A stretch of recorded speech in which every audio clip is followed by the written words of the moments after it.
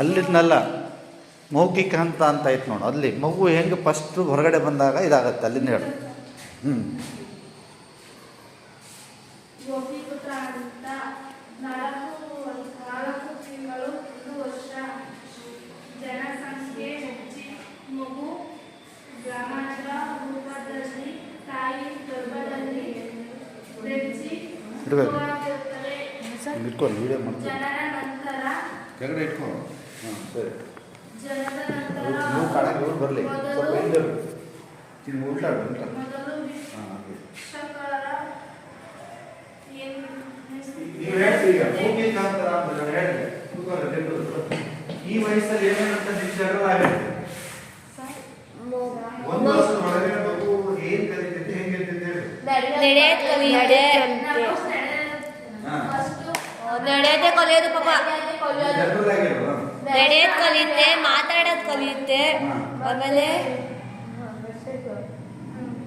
ಎರಡನೇ ಹಂತದಲ್ಲಿ ಅದು ಎರಡನೇ ಹಂತ ಎರಡನೇ ಹಂತ ಶೌಚ ಅಂತ. ಅವ್ರು ಹೇಳಿದ್ರೆ ನೀವು ಹೇಳಿ. 1 ರಿಂದ 3 ವರ್ಷ ವರ್ಗಿನ ಈ ಅವಧಿಯ ಒಕ್ಕೂಟವನ್ನು ಮೌಖಿಕ ಶೌಚ ಬಿಕ್ಕಟ್ಟು ಎಂದು ಕರೆಯುವುದು. ಈ ಹಂತದಲ್ಲಿ ಮಗುವಿಗೆ ತನ್ನ ಆರೈಕೆಯನ್ನು ಸ್ವಲ್ಪ ಮಟ್ಟಿಗೆ ತಾನೇ ನೋಡಿಕೊಳ್ಳುವಂತೆ ಹೇಳಿಕೊಂಡು ಹೋಗಲಾಗುವುದು. ಇಲ್ಲಿ ಶೌಕ ತರಬೇತಿಯನ್ನು ನೀಡಲಾಗುವುದು. ಉದಾಹರಣೆ, ಈ ಹಂತದಲ್ಲಿ ತನ್ನ ಮಗು ಮತ್ತು ತಾಯಿಯ 2 ಪಾತ್ರಗಳನ್ನು ತಿಳಿದುಕೊಳ್ಳುತ್ತದೆ. ಮಗು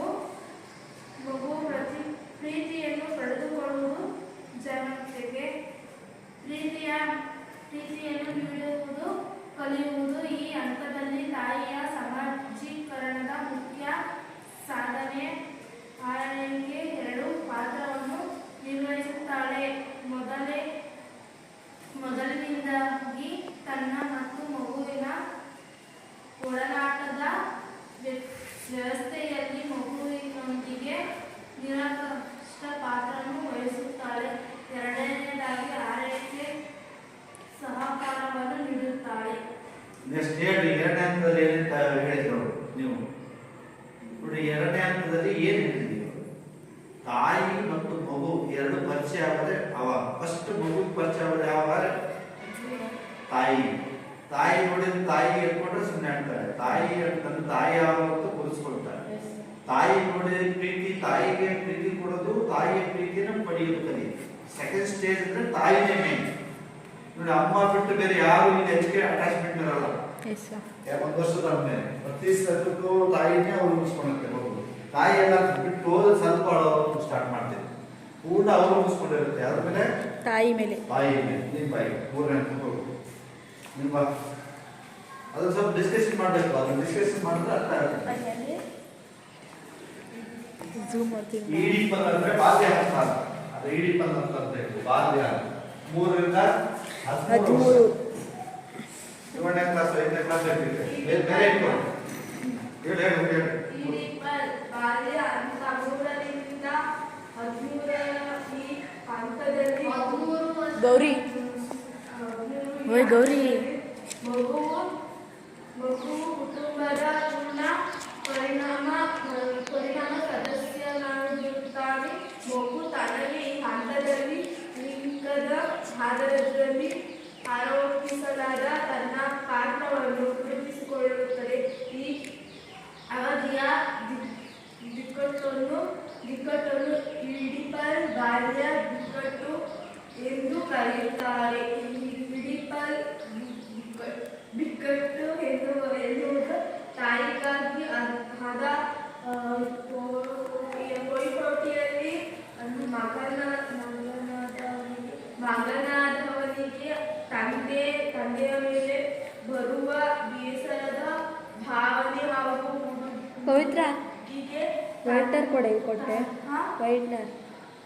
ಹುಡುಗಿಗೆ ತಂದೆಗಾಗಿ ಆದ ಪೈಪೋಟಿಯಲ್ಲಿ ತಾಯಿ ತಾಯಿಯ ಮೇಲೆ ಉಂಟಾಗುವ ಬೇಸರದ ಭಾವನೆ. ಉದಾಹರಣೆ, ಈ ಎರಡು ಸಂದರ್ಭದಲ್ಲಿ ಉಂಟಾಗುವ ಭಾವನೆ ಲೈಂಗಿಕವಾಗಿ ಅದರ ಈ ಹಂತದಲ್ಲಿ ಮಗುವು ಸರಿಯಾದ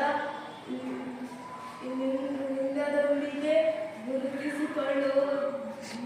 ಗುರುತಿಸಿಕೊಳ್ಳುತ್ತದೆ. ಮಗುವು ಈ ಸ್ವಾತಂತ್ರ್ಯದಲ್ಲಿ ಪಡೆಯಲು ಪ್ರಯತ್ನಿಸುತ್ತದೆ. ಮಗುವು ಶಾಲೆಗೆ ಹೋಗಬೇಕಾಗುತ್ತದೆ. ಹಾಗೆಯೇ ಜೊತೆಗಾರರ ಜೊತೆಗೆ ಸೇರುತ್ತದೆ. ಒಟ್ಟಿನಲ್ಲಿ ಈ ಹಂತದಲ್ಲಿ ಇಲ್ಲ ಸರ್, ಏನು ಗೊತ್ತಿಲ್ಲ. ಮಗುವು ಮೂರು ಗುರುತಿಸುವಿಕೆಯನ್ನು ಮಾಡುತ್ತದೆ. ತಂದೆ ಮತ್ತು ಸಹೋದರರೊಂದಿಗೆ ಜೊತೆಗೆ ಗುರುತಿಸಿಕೊಳ್ಳುವುದು. ಎರಡನೆಯದು ಬಂಧುಗಳೊಂದಿಗೆ ಗುರುತಿಸಿಕೊಳ್ಳುವುದು. ಒಟ್ಟಾರೆ ಕುಟುಂಬದೊಂದಿಗೆ ಗುರುತಿಸಿಕೊಳ್ಳುವುದು ಮನೋಭಾವನೆ ಮಾಡುತ್ತದೆ. ನೋಡಿ, ಮೂರನೇ ಹಂತದಲ್ಲಿ ಏನೇನು ಹೇಳು ನೀನು ಏನೇನು ಓದ್ತೇವೆ, ಏನೇನು ಇರುತ್ತೆ ಅದಲ್ಲ ಅಂಶ. ತಂದೆ ತಾಯಿ ಜೊತೆಗೆ ಇರುತ್ತೆ. ಈಗ ಅವರಿಗೆ ಸ್ವಲ್ಪ ದೊಡ್ಡರಾದ್ಮೇಲೆ ನೋಡಿ ಹೆಂಗಿದೆ ಸೈಕಾಲಜಿ. ಹೆಣ್ಮಕ್ಳಿಗೆ ತಂದೆ ಮೇಲೆ ಇರ್ತಿರ್ತೀನೋ ತಾಯಿ ಮೇಲೆ ತಂದೆ ಮೇಲೆ ಸರ್. ಆವಾಗ ಏನಾಗುತ್ತಂದ್ರೆ ಲಿಂಗಗಳನ್ನ ಆಕರ್ಷಣೆ ಜೈವಿಕವಾಗಿ. ಅದೇ ಗಂಡು ಮಕ್ಕಳಿಗೆ ತಾಯಿ ಮೇಲೆ ಇರಬೇಕು. ಇಲ್ಲಿ ಗೊತ್ತಾಗತ್ತೆ, ಅಲ್ಲಿ ಸೈಕಾಲಜಿಗಾಗಿ ಅವರ ದೇಹದ ಇದರಲ್ಲಿ ಅದು ಬರ್ತಾ ಇರ್ತದೆ. ಅಲ್ಲಿ ಮತ್ತೆ ಇನ್ನೊಂದು ಏನು ಗೊತ್ತಾಗುತ್ತೆ, ನನ್ನ ಅಕ್ಕ ತಮ್ಮ ಸಂಬಂಧ ಯಾರಿದ್ದಾರೆ, ನಮ್ಮ ಮನೆ, ನಮ್ಮ ಕುಟುಂಬದ ಮೇಲೆ ನನ್ನ ಸೋದರ ಯಾರು, ನನ್ನ ತಂಗಿ ಯಾರು, ನನ್ನ ತಮ್ಮ ಯಾರು, ಇವೆಲ್ಲ ಅಲ್ಲಿ ಕರೀತೀವಿ. 4ನೇ ಅಂತ ಹೇಳಿ ಕಿಶೋರನ ವ್ಯವಸ್ಥೆ ಅಂತ 13ರಿಂದ ಕ್ರಿಯಾ ಎಂಬ ಈ ಹಂತದಲ್ಲಿ ಮಕ್ಕಳು ತಮ್ಮ ತಂದೆ ತಾಯಿಗಳ ನಿಯಂತ್ರಣದಿಂದ ಹೊರಬರಲು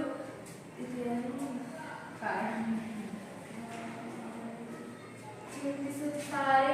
ಈ ಅವಧಿಯಲ್ಲಿ ಮುಕ್ತ ಲೈಂಗಿಕ ಚಟುವಟಿಕೆಗಳಲ್ಲಿ ಅವಕಾಶ ಇರುವುದರಿಂದ ಶಾರೀರಿಕ ವ್ಯವಸ್ಥೆಗಳಲ್ಲಿ ಉಂಟಾಗುತ್ತದೆ. ಈ ಹಂತದ ನೈತಿಕ ಸರಿ ಇತ್ಯಾದಿಗಳಲ್ಲಿ ಕರೆಯುತ್ತಾರೆ. ಪೌಡರ್ ಅಂತ ತಾನು ನಿರ್ವಹಿಸಬೇಕಾದ ಸಾಮಾಜಿಕ ಜವಾಬ್ದಾರಿಯನ್ನು ಕಲಿಯುತ್ತದೆ. ಈ ಹಂತದಲ್ಲಿ ಒಬ್ಬ ವ್ಯಕ್ತಿ ಶಿಕ್ಷಣವನ್ನು ಪೂರ್ಣಗೊಳಿಸಿ ಜೀವನವನ್ನು ಕಲಿಯುತ್ತಾನೆ. ಆದರೂ ಸಾಮಾಜೀಕರಣವು ಹುಟ್ಟಿನಿಂದ ಸಾಯುವ ತನಕ ನಿರಂತರವಾಗಿ ನಡೆಯುವ ಪ್ರಕ್ರಿಯೆ. ಇಲ್ಲಿ ಲೈಂಗಿಕತೆ ಬಗ್ಗೆ ಅವರಿಗೆ ಒಂದಿಷ್ಟು ಮಾಹಿತಿ ಬರ್ತಿತ್ತು. ದೊಡ್ಡವರಾದ್ಮೇಲೆ ಎಲ್ಲರೂ ಹೊರಗಡೆ ಎಲ್ಲವೂ ಪ್ರಶ್ನೆ ಬರ್ತಿದ್ದೆ. ಈಗ ನೀವು ಕಾಲೇಜಲ್ಲಿ ಏನೇನು ಕಲಿತಾ ಇದ್ದೀರಿ ಹೇಳಿ, ನೀವೆಲ್ಲ ಹೇಳು, ಅದ್ರಲ್ಲಿ ಏನು ಓದ್ತೆ ಹೇಳು.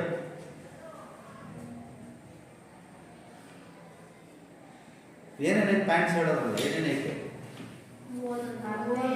ಓದೋದು, ಬರೆಯೋದು, ಮಕ್ಕಳು ಹೊರಗಡೆ ಆಟ ಆಡುತ್ತದೆ.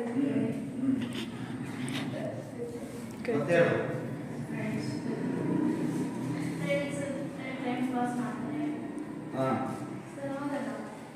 ಹೇಳು ನೆಕ್ಸ್ಟ್. ಇದು ಶಾಲೆ, ಕುಟುಂಬ, ಅವುಗಳದ್ದು ಹೇಳು. ಸಮಾಜೀಕರಣದ ನಿಯೋಗಿಗಳು ಮುಂದ್ಗಡೆ ಸಮಾಜೀಕರಣದ ನಿಯೋಗಿಗಳು ಸಾಧನೆ ಪಾತ್ರವನ್ನು ವಿವರಿಸಿ. ಶಾಲೆ ಅದರಲ್ಲಿ ಶಾಲೆಯಲ್ಲಿ ಹೇಳು. ಕುಟುಂಬ ಸಮಾಜೀಕರಣ ಅತಿ ಮುಖ್ಯ. ಸಾಧನೆಯಾಗಿ ಮಗುವಿನ ಮೇಲೆ ಅಧಿಕ ಪ್ರಭಾವ ಬೀರುವ ಮಗುವಿನ ವ್ಯಕ್ತಿತ್ವ ರೂಪಿಸುವಲ್ಲಿ ಕುಟುಂಬ ಪ್ರಮುಖವಾಗಿದೆ. ಕುಟುಂಬದಲ್ಲಿ ಮಗುವಿನ ಮೇಲೆ ತಾಯಿ ಪ್ರಭಾವ ಅಧಿಕವಾಗಿರುತ್ತದೆ. ಪೋಷಕರಿಂದ ಮಗು ಮಾತು ಮತ್ತು ಭಾಷೆಯನ್ನು ಕಲಿಯುತ್ತದೆ. ಕುಟುಂಬದಲ್ಲಿ ಮಗುವು ತನ್ನ ಪೋಷಕರ ಮತ್ತು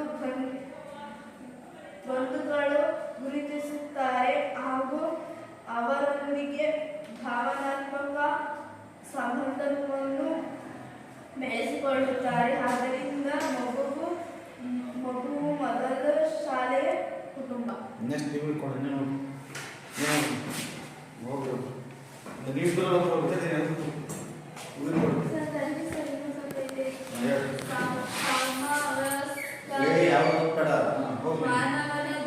ಮಗುವಿನ ಜೊತೆಗೆ ಆಟಗಾರರು ಸಮಾನ ಅಂತಸ್ತು ಹೊಂದಿರುವುದು ನಿಕಟ ಸ್ನೇಹಿತರು, ತರಗತಿ ಮಿತ್ರರು ಮೊದಲಾದವರನ್ನು ಒಳಗೊಂಡಿದೆ. ವ್ಯಕ್ತಿತ್ವ ಸ್ವಾತಂತ್ರ್ಯವನ್ನು ಪಡೆದುಕೊಳ್ಳುವಲ್ಲಿ ಮತ್ತು ಗುರಿಗಳನ್ನು ಸಮಾನ ವಯಸ್ಕರಿಗಾಗಿ ಪ್ರಮುಖ ಪಾತ್ರ ವಹಿಸುತ್ತಾರೆ. ಪೋಷಕರು ಮತ್ತು ಶಿಕ್ಷಕರಿಂದ ಕಲಿತುಕೊಳ್ಳಲಾಗಿದೆ. ಕೆಲವೊಂದು ಸಂಗತಿಯನ್ನು ಮಗುವು ತನ್ನ ಸ್ನೇಹಿತರ ಹಾಗೂ ಜೊತೆಗೆ ಆಟಗಾರರಿಂದ ಕಲಿಯುತ್ತಾರೆ.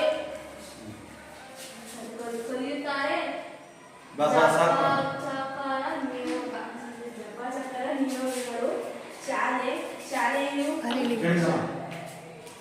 ಶಾಲೆಯು ಒಟ್ಟು ಸಾಮಾಜಿಕರಣ ಬಹುಮುಖ್ಯ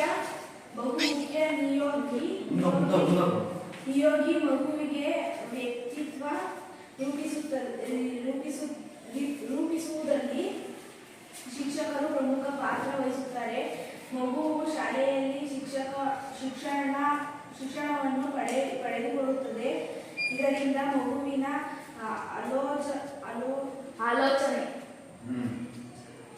ಆಲೋಚನೆಗಳನ್ನು ಅಥವಾ ಅಭಿವೃದ್ಧಿಗಳನ್ನು ಬೆಳೆಸಿಕೊಳ್ಳುತ್ತಾರೆ.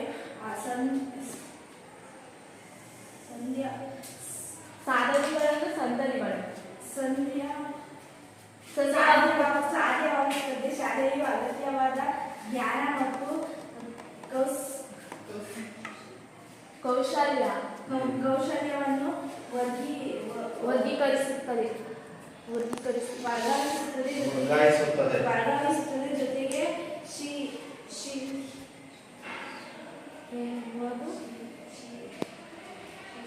ಶಿಸ್ತು, ದೇಶಬುದ್ಧಿ,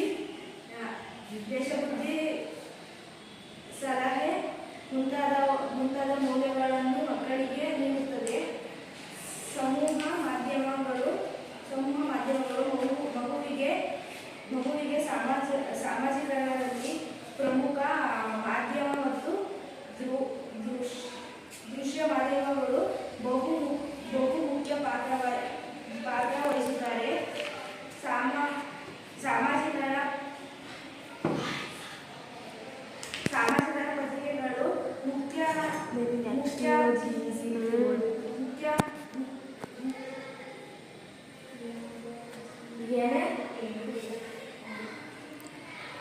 ಬಾನುಲಿ,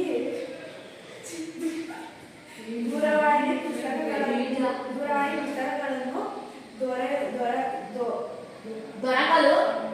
ದೂರದರ್ಶನ, ಮೊಬೈಲ್, ಇಂಟರ್ನೆಟ್, ಸಾಮಾಜಿಕ ಅಂತರ್ಜಾಲ ಇತ್ಯಾದಿಗಳನ್ನು ಒಂದು ತಲೆ ಮಾರುವಿನಿಂದ ಇನ್ನೊಂದು ತಲೆ ಮಾರುವಿಗೆ ಸಂಸ್ಕೃತಿಯನ್ನು 11:28 ಒದಗಿಸುವುದನ್ನು ಪ್ರಮುಖ ಪಾತ್ರವಾಯಿತು. ಸಂಸ್ಕೃತಿ ಎಂದರೇನು?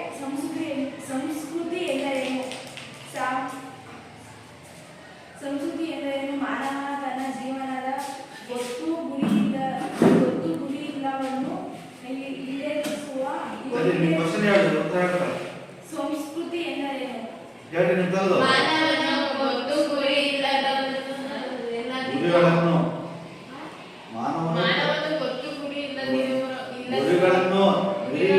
ಈಡೇರಿಸಿಕೊಳ್ಳಲು ಮಾನವನ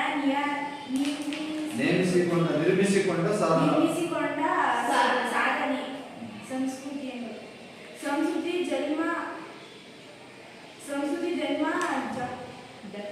ಜನ್ಮಜಾತವಾಗಿದೆ.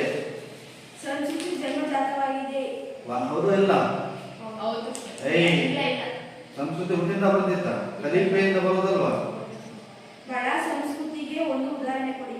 ಬೌದ್ಧ ಸಂಸ್ಕೃತಿಗೆ. ಬೌದ್ಧ ಸಂಸ್ಕೃತಿಗೆ ಸರಿಯಾಗಿ ನೋಡಿ ಓದಕ್ ಬರಲ್ಲ ನೀವು. ಸರಿ ಬಡ ಹೇಳ್ರಿ ಬೌದ್ಧ ಸಂಸ್ಕೃತಿಗೆ. ಹಾ ತಡಿ ಅವ್ರು ಹೇಳಿದ್ದಾರೆ ಹೇಳ್ರಿ ಬೌದ್ಧ ಅದು ಬೌದ್ಧ ಸಂಸ್ಕೃತಿ ಉದಾಹರಣೆ ಕೊಡ್ರಿ. ಹಾ ಬೌದ್ಧ ಕಲ್ಲು ಬೌದ್ಧ ಸಂಸ್ಕೃತಿಗೆ ಸೈಕಲ್ ಲಾರಿ ಬಿಡ್ಸು ಎಷ್ಟು ಆನೆಗಳು ರಸ್ತೆ ಸಂಸ್ಕೃತಿಯ ಹಿಂಬೀಳಿಕೆ ಕಲ್ಪನೆಯನ್ನು ಮೊದಲು ಪರಿಚಯಿಸಿದವರು ಯಾರು? ಆರ್ಬನ್. ಸಾಮಾಜಿಕರಣ ಎಂದರೇನು? ಹೇಳ್ರಿ.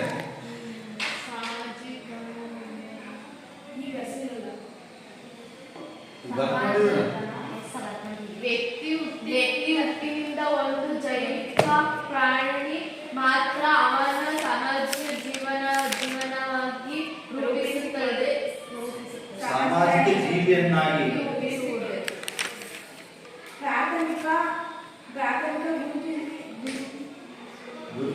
ಪ್ರಾಥಮಿಕ ಗುರುತಿಸುವಿಕೆ ಎಂದರೇನು? ಹೇಳೋದೇನೆ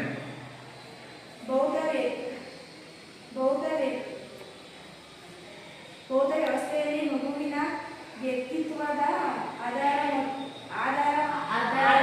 ಪಾತ್ರ ಮತ್ತು ತಾಯಿಯ ಪಾತ್ರಗಳ ನಡುವೆ ಬಹುಶಃ ಸುಷ್ಟವಾದ ವ್ಯವಸ್ಥೆ ಗುರುತಿಸಲಾಗಿದ್ದು ತಾಯಿ ಮತ್ತು ಮಗು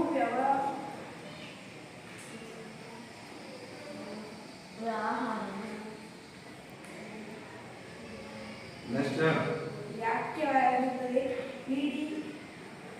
ಇಡಿಪಲ್ ಅಂತ ಸ್ಟೇಜ್ ಎಂದರೇನು?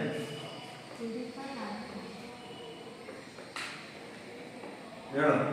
ಮಗು ಕುಟುಂಬದ ಪೂರ್ಣ ಪ್ರಮಾಣದ ಸಾಧ್ಯನಾಗುವುದ ಹಂತವೆಂದರೆ 4ನೇ ವರ್ಷದಿಂದ ಹಳೆಯದವರೆಗಿನ, ಆದರೆ ಸುಮಾರು 12ರಿಂದ 13ನೇ ವರ್ಷಗಳವರೆಗೆ. ಬೌದ್ಧ ಸಂಸ್ಕೃತಿ ಎಂದರೇನು? ಬರ್ಕೊಂಡಿರಲ್ಲ ತೆಗೆದು ನೋಡ್ರಿ.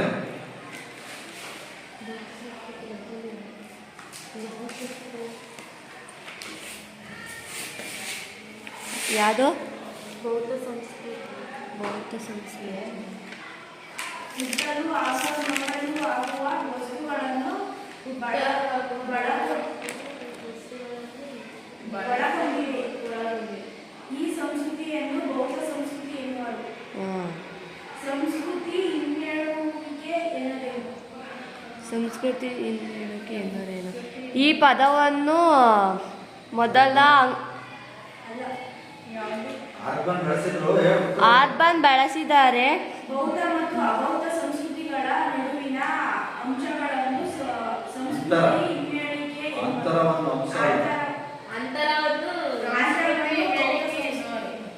ಅಷ್ಟೇ ಸರ್. ನೆಕ್ಸ್ಟ್ ಗಾನಪ್ರಿಯ ಮೌಖಿಕ ಅಂತ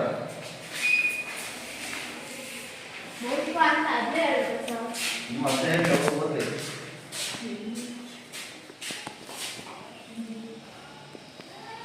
ಮೌಖಿಕ ಅಂತ ಅಭಿನಯ ಇಲ್ಲ.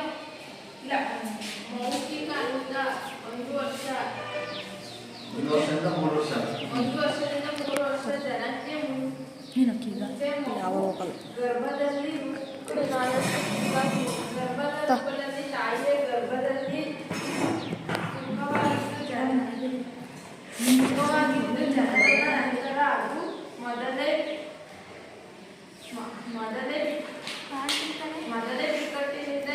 ಇದು ಯಾಕೆ ಈ ಕಡೆ ಪವಿತ್ರ ಈ ಕಡೆ ಮೊದಲೇ ಬಿಕ್ಕಟ್ಟಿನಿಂದ ಇರುವುದರಿಂದ ಹಾಗೆ ಮಗು ಪ್ರತಿಯೊಂದಕ್ಕೂ ಅಳುತ್ತದೆ. ಅಳುವ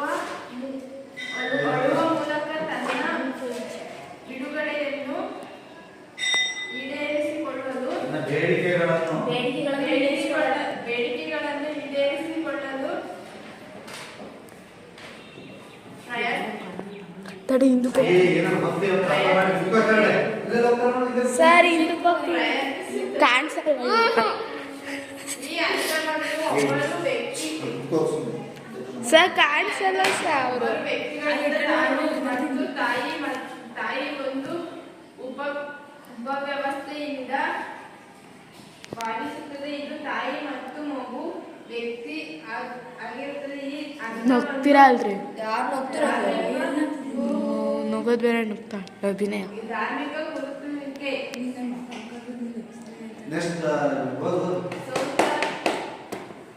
ಶೌಚ ತರಬೇತಿ ಅಂತ 1 ರಿಂದ 3 ವರ್ಷದವರೆಗೆ ಈ ಅವಧಿಯನ್ನು ಬಿಕ್ಕಟ್ಟಿನಿಂದ ಶೌಚ ಬಿಕ್ಕಟ್ಟನ್ನು ಎಂದು ಕರೆಯುತ್ತಾರೆ. ಈ ಹಂತದಲ್ಲಿ ಮಗುವಿನ ಮತ್ತು ಆಸೆಯನ್ನು ಸಂಭವಿಸಿ ಮುಟ್ಟಿಗೆ ತಾನೇ ನೋಡಿಕೊಳ್ಳುವಂತೆ ಹೇಳಿಕೊಟ್ಟು ಇಲ್ಲಿ ಶೌಚಕ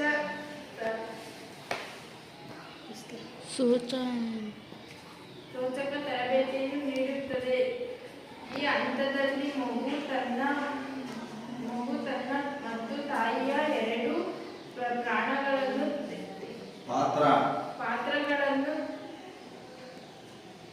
ತಿಳಿದುಕೊಳ್ಳುತ್ತದೆ. ಮಗುವು ಪ್ರೀತಿಯಿಂದ ಪಡೆಯುವುದರ ಜೊತೆಗೆ ಪ್ರೀತಿಯನ್ನು ನೀಡುವುದನ್ನು ಕಲಿಯುತ್ತದೆ. ಈ ಹಂತದಲ್ಲಿ ತಾಯಿಯೇ ಸಾಮಾಜೀಕರಣವನ್ನು ಮುಖ್ಯ ಸಾಧನೆ ಆಗಿವೆ. ಎರಡು ಪಾತ್ರಗಳಲ್ಲಿ ನಿರ್ವಹಿಸುವುದಾದರೆ ಮೊದಲಾದ ತನ್ನ ಮತ್ತು ಮಗುವಿನ ಬಳನಾಟ ವ್ಯವಸ್ಥೆಯಲ್ಲಿ ಮಗುವಿನೊಂದಿಗೆ ನಿರ್ಗತ ಪಾತ್ರ ವಹಿಸುತ್ತದೆ.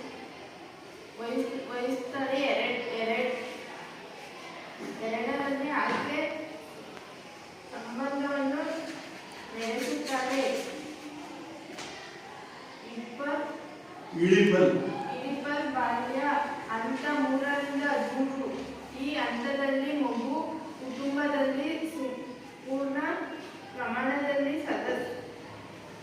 ಸಾಧನೆ ಆಗುತ್ತದೆ. ಮಗು ಸದಸ್ಯ ಆಗುತ್ತದೆ. ಮಗು ಸದಸ್ಯರಾಗುತ್ತಾರೆ. ಈ ಹಂತದಲ್ಲಿ ಲಿಂಗದ ಆಧಾರದಲ್ಲಿ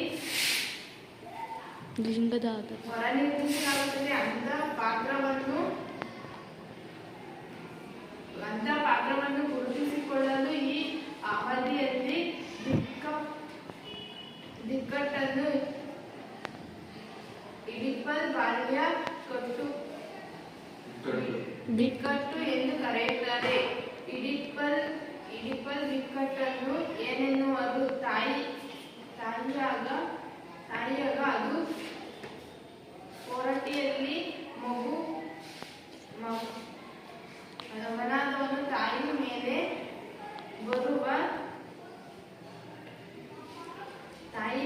ಬರುವ ಬೇಸರದ ಭಾವನೆ ಹಾಗೂ ಹುಡುಗಿಯರು ತಂದೆಗಾಗಿ ಆದರೆ ಪೋಷಕರು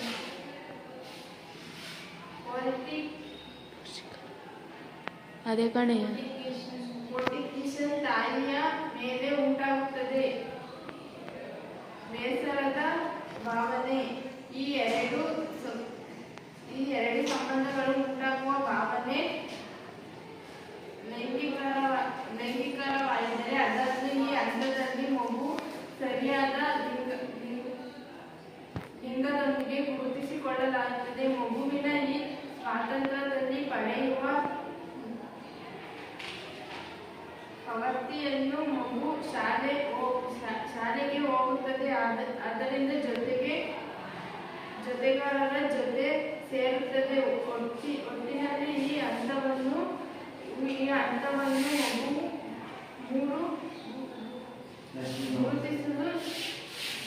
ಗುರುತಿಸಲು ನಂಬಿಕೆ ಆಗುತ್ತದೆ. ತಾಯಿ ಮತ್ತು ಜೊತೆಗೆ ಗುರುತಿಸುವ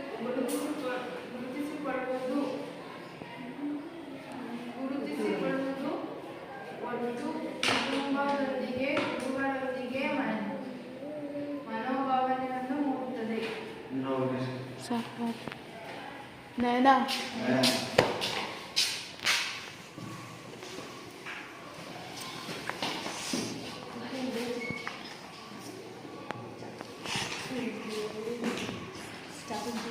ಚಪ್ಪಲಿ ಬಿಟ್ಟಾಯ್ತು.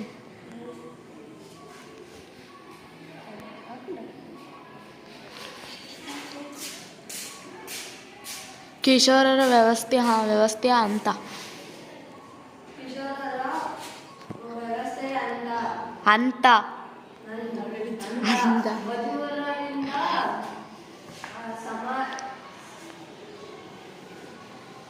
ಸಾಯುವ ತನಕ ಪ್ರಾಯ ಎಂಬ ಈ ಹಂತದಲ್ಲಿ ಮಕ್ಕಳು ತಮ್ಮ ತಂದೆ ತಾಯಿಗಳ ನಿಯಂತ್ರಣದಿಂದ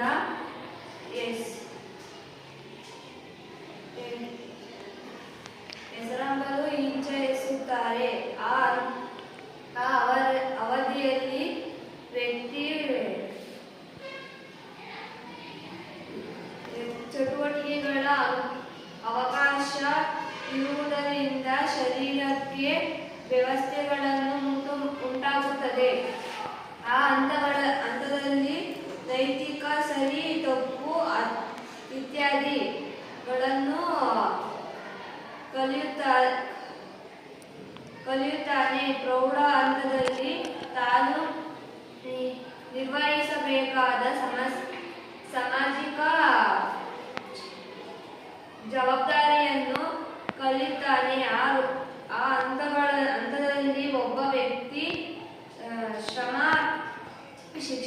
ಶಿಕ್ಷಣವನ್ನು ಪ್ರೌಢಗೊಳಿಸಿ ಜೀವನ ನಿರ್ವಹಣೆ ಬೇಕಾದ ಕುಶಲವನ್ನು ಕಲಿತಾನೆ. ಆದರೆ ಸಾಮಾಜೀಕರಣವು ಹುಟ್ಟಿನಿಂದ ಸಾಯುವ ತನಕ ನಿರಂತರವಾಗಿ ನಡೆಯುವ ಪ್ರಕ್ರಿಯೆ.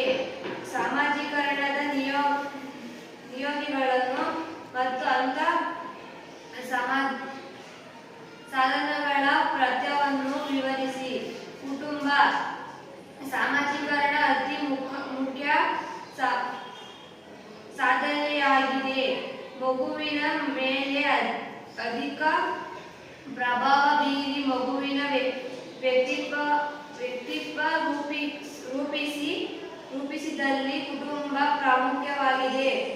ಕುಟುಂಬದಲ್ಲಿ ಮಗುವಿನ ಮೇಲೆ ತಾಯಿಯ ಪ್ರಭಾವ ಅಧಿಕವಾಗಿದೆ. ಪೋಷಕರಿಂದ ಮಗುವಿಗೆ ಮಾತು ಮತ್ತು ಭಾಷೆಯನ್ನು ಕಲಿಸುತ್ತದೆ. ಕುಟುಂಬದಲ್ಲಿ ಮಗುವು ತನ್ನ ಪೋಷಕರು ಮತ್ತು ಸಂಬಂಧಗಳನ್ನು ಗುರುತಿಸಿಕೊಳ್ಳುತ್ತದೆ ಹಾಗೂ ಅದರೊಂದಿಗೆ ಭಾವನಾತ್ಮಕ ಸಂಬಂಧಗಳನ್ನು ಬೆಳೆಸಿಕೊಳ್ಳುತ್ತದೆ. ಆದ್ದರಿಂದ ಮಗುವಿಗೆ ಮೊದಲು ಶಾಲೆಯ ಕುಟುಂಬ ಸಮವಯಸ್ಸು ಮಗುವಿನ ಜೊತೆ ಆಟಗಾರರು ಸಮಾನ ಅರ್ಥಸ್ಸು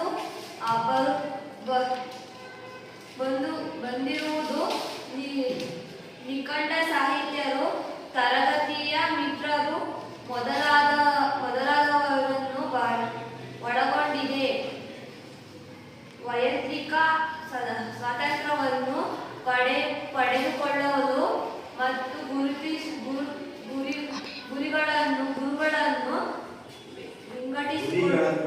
ಗುರಿಗಳನ್ನು ವಿಂಗಡಿಸಿಕೊಳ್ಳಲು ಸಮಾನ ವ್ಯವಸ್ಥೆಗಳನ್ನು ಪ್ರಾಮುಖ್ಯ ಪ್ರತ್ಯವಹಿಸುತ್ತದೆ. ಪೋಷಕರು ಮತ್ತು ಶಿಕ್ಷಕರಿಂದ ಕಲಿತುಕೊಳ್ಳಲಾಗಿದೆ. ಕೆಲವೊಂದು ಸಂಗತಿಯ ಮಗುವು ತನ್ನ ಸಾಹಿತ್ಯರ ಹಾಗೂ ಜೊತೆ ಆಟಗಾರರಿಂದ ಕಲಿಯುತ್ತದೆ.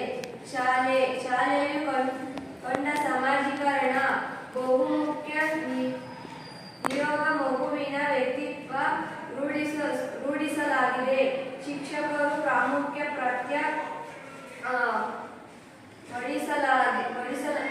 ವಹಿಸುತ್ತಾರೆ.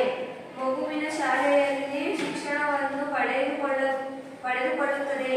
ಇದರಿಂದ ಮಗುವಿನ ಕೌಶಲ್ಯಗಳನ್ನು ಮತ್ತು ಅಭಿವೃದ್ಧಿಗಳನ್ನು ಬೆಳೆಸಿಕೊಳ್ಳಲು ಸಾಧ್ಯವಾಗುತ್ತದೆ.